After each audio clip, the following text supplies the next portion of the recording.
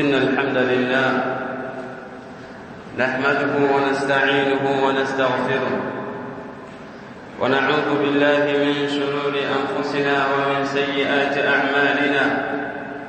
من يهده الله فلا مضل له ومن يضلل فلا هادي له. وأشهد أن لا إله إلا الله وحده لا شريك له، وأشهد أن محمدًا عبده ورسوله. يا أيها الذين آمنوا اتقوا الله حق تقاته ولا تموتن إلا وأنتم مسلمون. يا أيها الناس اتقوا ربكم الذي خلقكم من نفس واحدة وخلق منها زوجها وبث منهما رجالا كثيرا ونساء، واتقوا الله الذي تساءلون به والأرحام إن الله كان عليكم رقيبا. يا أيها الذين آمنوا اتقوا الله وقولوا قولا سديدا يصلح لكم أعمالكم ويغفر لكم ذنوبكم، ومن يطع الله ورسوله فقد فاز فوزا عظيما. أما بعد، فإن أصدق الحديث كتاب الله، وخير الهدي هدي محمد صلى الله عليه وسلم، وشر الأمور محدثاتها، وكل محدثة بدعة، وكل بدعة ضلالة. عباد الله، أوصيكم ونفسي بتقوى الله تعالى، إنه قد فاز المتقون. أحب في الله، Allah subhanahu wa ta'ala mitihani katika maisha ya mwanadamu na matatizo mbalimbali amekadiria kuwa ni sehemu ya maisha yake. Mwanadamu atapitia hali mbalimbali, hali nzuri na hali ambazo si nzuri. Kwa Allah subhanahu wa ta'ala atampa mitihani midogo, vile vile pia Allah subhanahu wa ta'ala atamtahini kwa mitihani mikubwa, kwa sababu hilo ni jambo ambalo Allah subhanahu wa ta'ala amelipanga katika maisha ya mwanadamu kwa litatokea. Allah subhanahu wa ta'ala katika suratul anbiya anasema, wanabluukum bisharri wal khairi fitna wa ilayna turja'un. Allah subhanahu wa ta'ala tutakutahinini katika khairi na katika shari mtihani, na kwetu sisi ndiyo mtarejea. Bali Allah subhanahu wa ta'ala katika surati al-Baqara ametaja kuwa mwanadamu atapitia hali za mitihani katika maisha yake. Qala ta'ala, walanabluwannakum bishay'in min al-khawf, wa hakika tutakujaribuni, tutakupeni mtihani kwa kitu katika hofu, waljui, njaa. Kwa njaa itakuwa ni nyingi, watu watakuwa hali si nzuri katika maisha yao, vyakula vitakuwa havipatikani vizuri. Ni maisha, ni sehemu ya mtihani ambao Allah subhanahu wa ta'ala amekadiria iwapitie wao katika maisha yao. Wa naqsim min al-amwali wal anfus, na kupungukiwa na mali na nafsi, kwa maana kufiwa na wale ambao tunawapenda katika jamii yetu. Wathamarati, na matunda pia yatakuwa ni machache. Lakini Allah subhanahu wa ta'ala akasema, wabashiris sabirin, wape bishara nzuri wale ambao ni wenye kusubiri. Kwa Allah subhanahu wa ta'ala anatukadiria mitihani katika maisha yetu ili atizame ni jinsi gani tutaisubiria mitihani hiyo ambayo Allah subhanahu wa ta'ala ameikadiria kuwa itatupata. Lakini pia kigezo cha imani, kuwa na imani ya kumwamini Allah subhanahu wa ta'ala, sio sababu ya kuwa kwamba Allah subhanahu wa ta'ala hawezi kukupa mtihani kwa sababu umemwamini. Allah subhanahu wa ta'ala anasema katika suratul Ankabut, alif lam mim ahasiba an-nasu an yutraku an yaqulu amanna wa hum la yuftanun. Allah subhanahu wa ta'ala anasema hivi, wanadhani watu kwamba wataacha kupewa ni mitihani na Allah subhanahu wa ta'ala kwa kuwa wao wamesema tumeamini. ولقد فتنا الذين من قبلهم فلا يعلمن الله الذين صدقوا ولا يعلمن الكاذبين. Kwa hakika wamepewa mitihani waliopita kabla yetu, walimwamini Allah subhanahu wa ta'ala na walikuwa na imani ya juu zaidi kuliko sisi, lakini Allah subhanahu wa ta'ala aliwapa mitihani.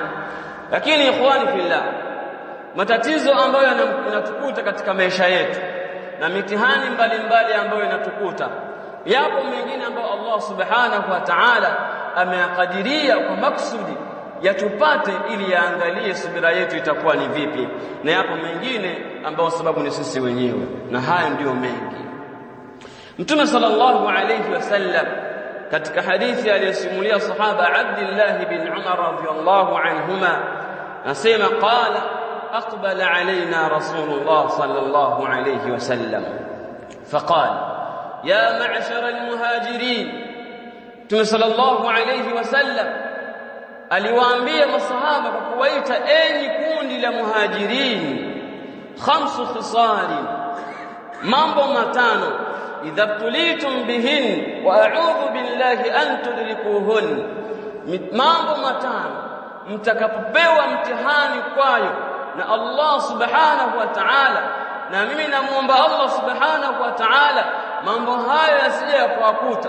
Yakiwapata mambo matano yakitokea, basi kuna matano mengine yatatokea. Na Mtume sallallahu alayhi wasallam akaomba dua mambo hayo yasitokee masahaba Mtume sallallahu alayhi wasallam. Jambo la kwanza, Mtume sallallahu alayhi wasallam akaanza kutaja akasema, lam tadhhar alfahishatu fi qaumin qattun, hayatadhihiri machafu katika jamii ya watu wote wale, hata yu'linu biha, mpaka ikafikia hatua akawa anatangaza waziwazi, illa fasha fihim at-ta'un, isipokuwa yataenea kwa magonjwa ya mlipuko. Kwa hata dhihiri machafu mpaka ikafikia hatua yakawa anatangaza waziwazi, isipokuwa jamii hiyo itapatwa na maradhi ambayo hayakuwa katika nyumati zilizopita, huko hawakuwa nao maradhi hayo. Na miongoni mwa madhambi ambayo Allah subhanahu wa ta'ala ameyataja kwa fahisha ni uzinifu. Allah anasema wala taqrabu zina innahu kana fahishatan wa saa sabila. Allah anasema msikaribie zina, hakika ya zina ni uchafu na ni njia mbaya. Na miongoni mwa fahisha ni liwat, wanaume kwa wanaume kuingiliana. Ni jambo ambalo leo dunia ya leo inapigiwa debe, wanaume kwa wanaume waoane. Kwa haya Mtume sallallahu alayhi wasallam anasema kwamba hayatadhihiri haya na jamii ikawa inawatangaza waziwazi, yakawa yanatafutiwa sababu ya kutokea kwake, isipokuwa Allah subhanahu wa ta'ala atawaletea maradhi watu hao, wal awja'i allati lam takun madat fi aslafihim alladhina madat, na maradhi ambayo hayakuwepo katika dhama zilizopita. Kila mmoja ni shahidi, kuna maradhi yapo kipindi cha nyuma hayakuwepo. Lakini jambo la pili, Mtume sallallahu alayhi wasallam akataja akasema, walam yanqusul mikyala wal mizan, na watu hawatapunguza katika vipimo kwa magunia yale ya gunia ya mchele ikawa anasema ni kilo 100, kumbe wameweka 90. Wauza viazi wakasema hii ni ndoo nzima, kumbe wameichezesha, haijafikia kiwango ambacho ni kipimo chake. Wauza nyanya nao wakapunguza katika vipimo vyao, wauza vitunguu hivyo hivyo, kwamba watu hawatapunguza vipimo katika mizani. Madukani huku kaambia ni kilo 1, kumbe ni nusu na robo, au amecheketa mizani yake ikawa haitimii kilo vizuri. Kwa hatatokea hayo, Mtume sallallahu alayhi wasallam akasema illa ukhidhu bisinin, yakitokea hayo ya watu kupunguza vipimo, watu hawa Allah subhanahu wa ta'ala adhabu yao atawaadhibu kwa ukame. Maji yatakuwa ni shida, vyakula vitakuwa ni tabu, wa shiddatil mauna. Mtume sallallahu alayhi akaendelea kusema pia shida, ugumu wa maisha watakuwa nao watu hao. Kwa sababu gani? Wamepunja katika vipimo vyao. Wajawdi sultani alayhi. Kisha Mtume sallallahu alayhi wasallam akasema pia Allah subhanahu wa ta'ala atawapa mtihani wa kupata kiongozi ambaye atakuwa ni mwenye kuwadhulumu. Jambo la tatu, Mtume sallallahu alayhi wasallam akalitaja akasema, walam yamna'u zakata amwalihim illa muni'u alqatra min as-samaa, na watu hawatazuia kutoa zaka mali yake. Mtu amefikia kiwango cha kutolewa zaka akazuia kwa makusudi, jamii hii Allah subhanahu wa ta'ala anasema atawazuilia wao mvua, hawatapata mvua. Mtume sallallahu alayhi wasallam akaendelea kusema, walaula albahaim lam tumtiru, lau kama si wanyama watu hawa wasingepata mvua kabisa.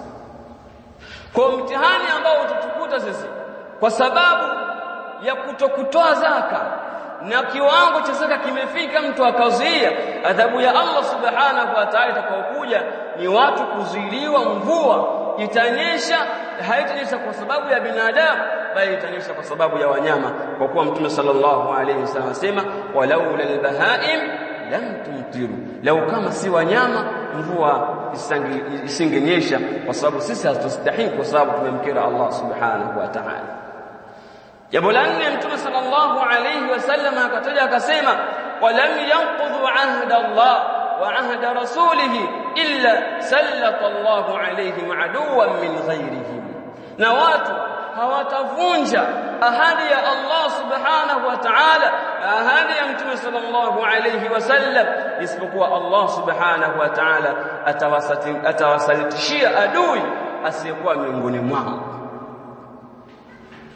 فاخذوا بعض ما في ايديهم, wakawa wale maadui sasa wanachukua vile ambavyo wanavyo katika mikono yao. Mtume sallallahu alayhi wasallam akataja jambo la tano akasema, wama lam tahkum a'immatuhum bikitabillah, na hawataacha kuhukumu viongozi wao kwa kitabu cha Allah subhanahu wa ta'ala, wa yatakhayyaru mimma anzala Allah illa ja'ala Allah ba'sahum bainahum, na wakawa na khiyari katika hukumu ya kile alichoteremsha Allah subhanahu wa ta'ala, isipokuwa watu hawa Allah subhanahu wa ta'ala atawapa mtihani wa adhabu baina yao wao wenyewe, magomvi yao yatakuwa ni baina yao wao wenyewe. Kwa ikhwani fillah, tunayataja haya kwa sababu katika jamii yetu wapo watu ambao wanadhani kwamba ugumu wa maisha sababu ni viongozi, wakawa katika kuwatoa viongozi wao madarakani kwa sababu ya ugumu wa maisha, hali ya kuwa Mtume sallallahu alayhi wasallam alishaeka tahadhari kwamba yakitokea haya basi Allah subhanahu wa ta'ala atawapa kiongozi mfano wao. Kwa mitihani ambayo tunatupata kwenye maisha yetu, sababu kubwa ni sisi wenyewe. Qala al-ulama rahimahumullah, wa ma'na hadha al-hadith lahu shawahid min al-Qur'an, na maana hadithi hii ina ushahidi mwingi katika kitabu cha Allah subhanahu wa ta'ala, ka qawlihi ta'ala, kama kauli yake Allah subhanahu wa ta'ala pale aliposema, inna Allah la yughayyiru ma biqaumin hatta yughayyiru ma bi anfusihim. Allah subhanahu wa ta'ala anasema habadilishi hali ambayo wanayo watu ila mpaka watu wao wenyewe wabadilishe yale ambayo yapo katika nafsi zao. قال الشيخ محمد الأمين الشنقيطي رحمه الله تعالى، بين الله تعالى في هذه الآية الكريمة أنه لا يغير ما بقوم من نعمة والعافية حتى يغيروا مما بأنفسهم. وما نسمى الشيخ الله سبحانه وتعالى habadilish hali iliyoko kwa watu katika neema na katika afya, isipokuwa mpaka watu wao wenyewe wabadilishe yale ambayo yapo katika nafsi zao. Kwa ikiwa unaishi katika hali nzuri ikatokea ukapata mtihani, jiulize wewe na Allah subhanahu wa ta'ala ukoje? Je, wewe ni msafi mbele ya Allah subhanahu wa ta'ala? Kisha Allah subhanahu wa ta'ala katika sehemu nyingine akasema, dhalika bi anna Allah lam yakum ghayra ni'matan an'amaha ala qaumin hatta yughayyiru ma bi anfusihim. Hivyo Allah subhanahu wa ta'ala hakuwa ni mwenye kuiondosha neema ambayo ameineemeshea katika jamii fulani, isipokuwa mpaka ile jamii ibadilishe yao wenyewe katika yale ambayo yapo katika nafsi zao. Kwa Allah subhanahu wa ta'ala akikujalieni kwa katika khairi na nyinyi mkabadilika mkawa waovu, Allah subhanahu wa ta'ala ile khairi ataiondosha kwa sababu ya nyinyi kubadilika na kuingia katika uovu. Aqulu ma tasma'un wa astaghfirullah li wa lakum.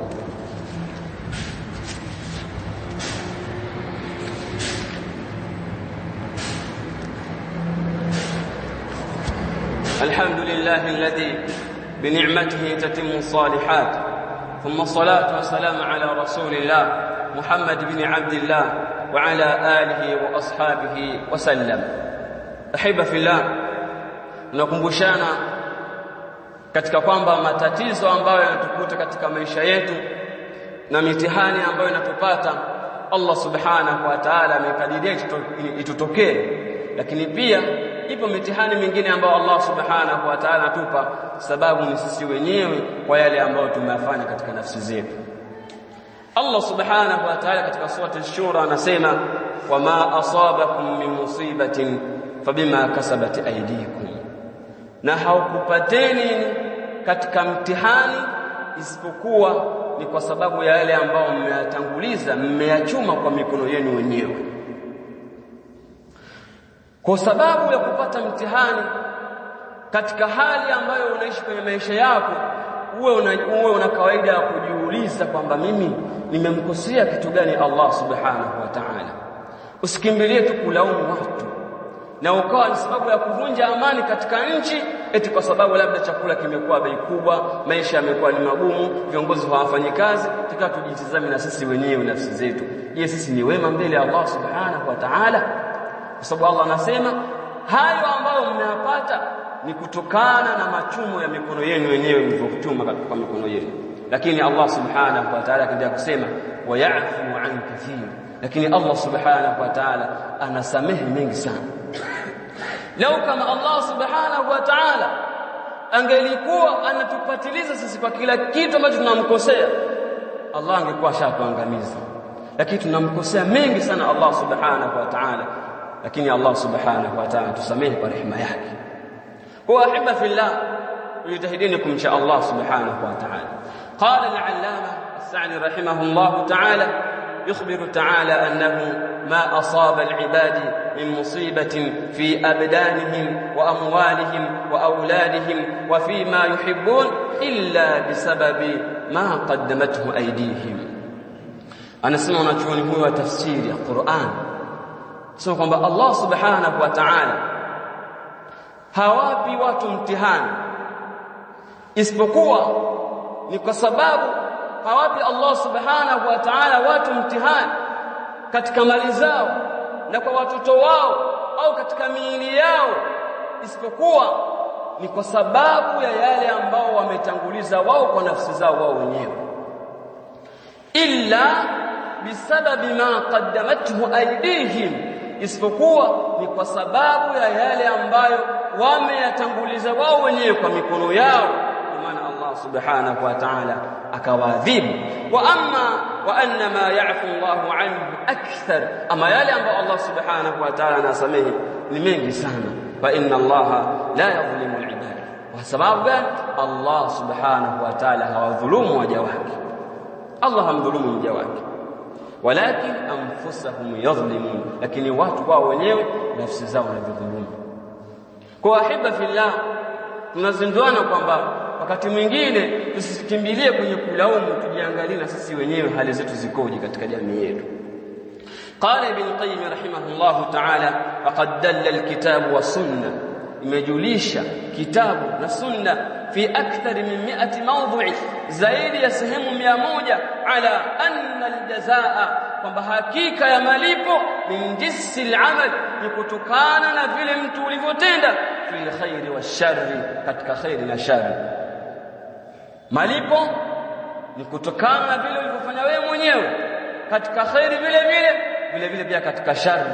Tumuombeeni Allah subhanahu wa ta'ala tujalie من الذين يستمعون القول فيتبعون احسنه. اللهم ربنا آتنا في الدنيا حسنه وفي الآخرة حسنه وقنا عذاب النار. اللهم انصرنا فإنك خير الناصرين. اللهم اهدنا الصراط المستقيم صراط الذين أنعمت عليهم غير المغضوب عليهم ولا الضالين. اللهم صل على محمد وعلى آل محمد كما صليت على إبراهيم